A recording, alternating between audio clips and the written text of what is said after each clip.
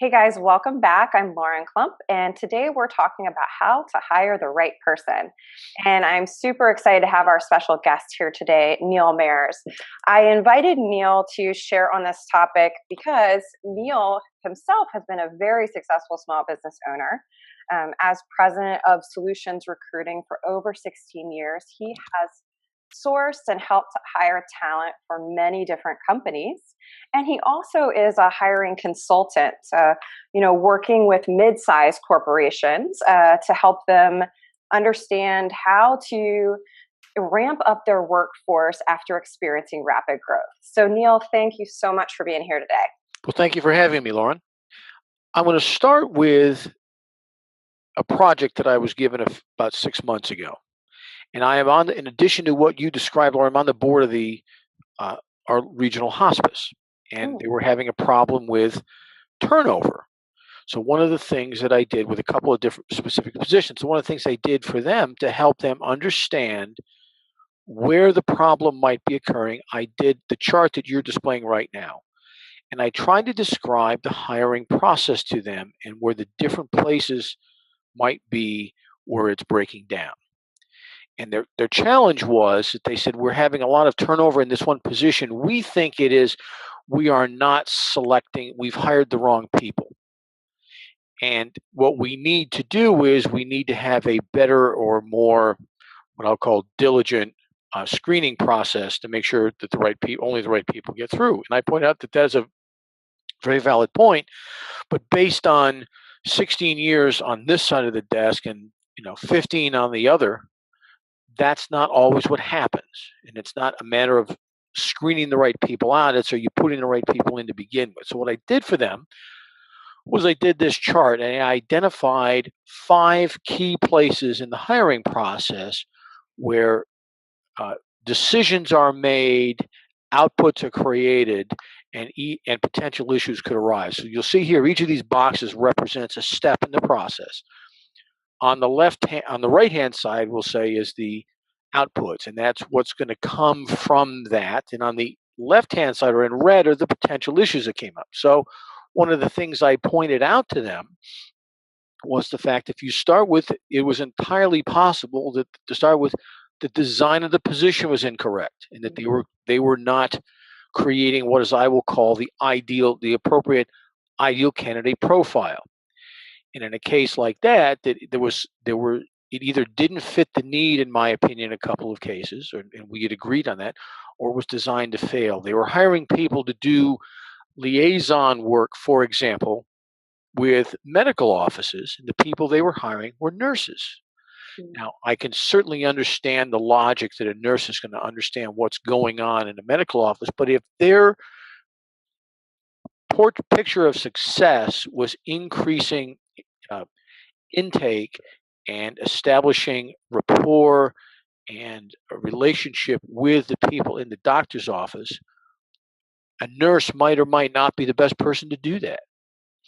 Right. And in fact, it was somebody that possibly had more marketing or sales experience, we agreed, might be the potential fit. So part of it was they were designing that position to fail. Another a silly example in that case, Lauren, might be I want to hire somebody that's going. I'm a baker. I have a bakery, and I want to hire somebody that's going to do baking. Plus, I want them to do accounting.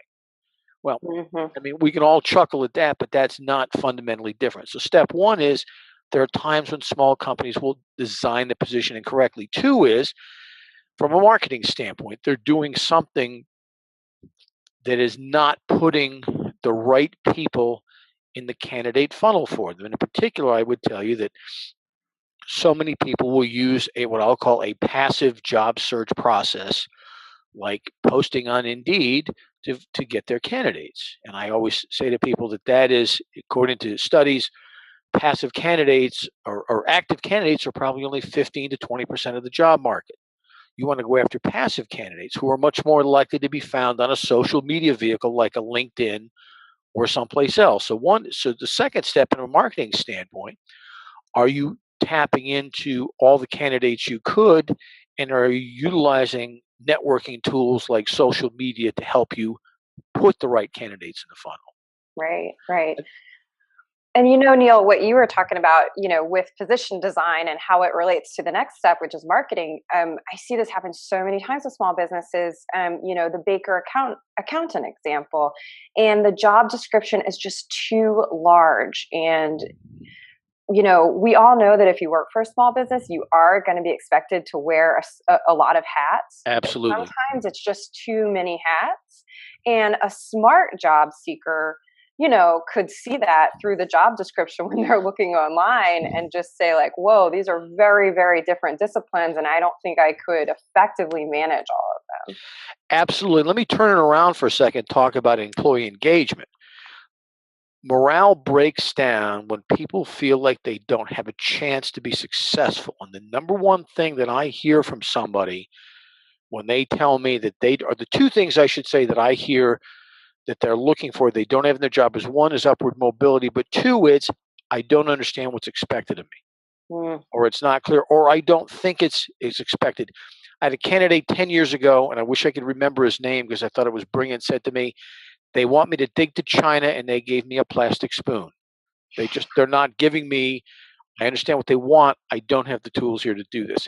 right. That is doomed to failure. Sure. Now, to go back here, if you look at the other steps in the selection process, a lot of times there are things that companies could do there. It's yes, sometimes it's poor screening. A lot of times people will settle. The biggest issue could be you don't have the right candidate in the funnel to begin with. Probably one of the most, and something I stress particularly to small business owners, is the onboarding process. Studies show that a number like 80+% of people decide within the first few weeks of employment whether they're going to stay there long term.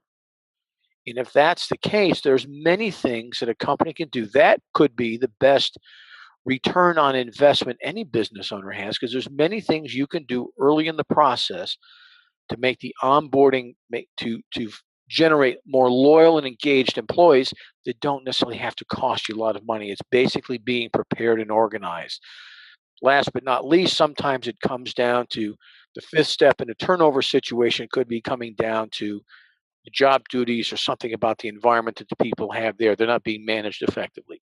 But Hmm. there's lots of things on here business owners can do that won't necessarily cost them tons of money, but will make an enormous difference in their ability to hire the right people.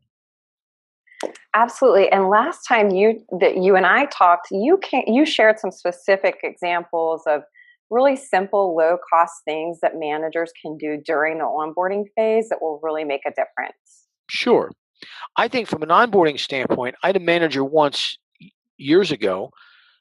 Before I started with the company, he started me on the payroll a week early. And I remember being so moved. It didn't cost him all that much money. It's not something they had to pay a base salary increase on, but that generated to me, and I hadn't asked for it, uh, far more value than created. Something as simple as he sent my wife flowers before we started with the company and said, "Welcome to the family." Wow. That in and of itself, somebody's showing that you care. I have lots of I do some teaching. I ask my students about jobs that they've held where they were felt were liked a lot or were companies that they were loyal to, and it comes down to recognition. So there's lots of things in the onboarding process that you can do that can make somebody feel very welcome that don't have to cost you lots of money. No. Those are great examples. Thank you. And one other thing that you and I talked about aside the other day was some of the dilemmas that happen should you say hire your brother-in-law to do accounting. Uh, And I forgot the term for that. the term that I used was tree stumps. Tree stumps.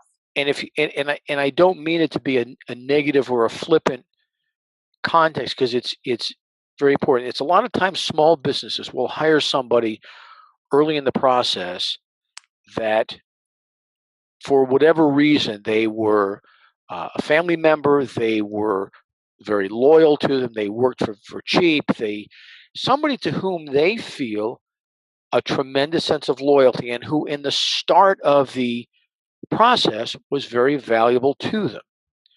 The problem is that as the company grows, and you think about building a patio deck around a tree stump, um, is the problem is as the company grows, as things expand, um, you sometimes have to work around that person because they may not have the skills, qualitative or quantitative skills to manage in a larger organization. And if that's the case, that doesn't just impede the company for a lack of having those skills, but in fact can be uh, uh, counterintuitive to other employees there. How can you expect this from me, yet we're willing to tolerate it from somebody else? So it's somebody that you've hired that could play, you feel loyalty to, that you could play, have played a tremendous role in the organization at one point. The organization's changed, they don't fit. And this happens in corporations all over the place, Hmm. at all different levels. What do you do with that person? And to me, I would find a way to change that person's responsibility and still recognize their value. But if you leave them there, you're gonna build the deck you build is going to be stilted and built around a foundation that you're not going to want. Yep, fantastic. And I definitely see that happen a lot. And you have shared with us so many great tips already in a short amount of time. And it's just the tip of the iceberg of your wealth of knowledge. Is there anything else that you'd like for small business owners to know before we can wrap things up today? Yeah, I mean, I think this is a process. I think companies tend to view it as a transaction. This is Hmm. a process you have to follow like any other marketing process or business process. You have to do all the steps right for it to be effective.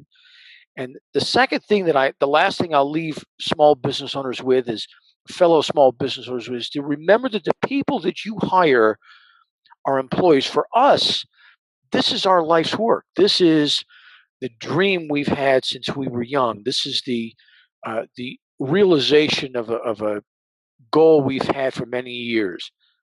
To them, to our employees, this is a job. And Mm-hmm. unless we instill somehow that feeling in it, to expect that they're going to put the same level of engagement to it without us as business owners working towards that with them, is naive.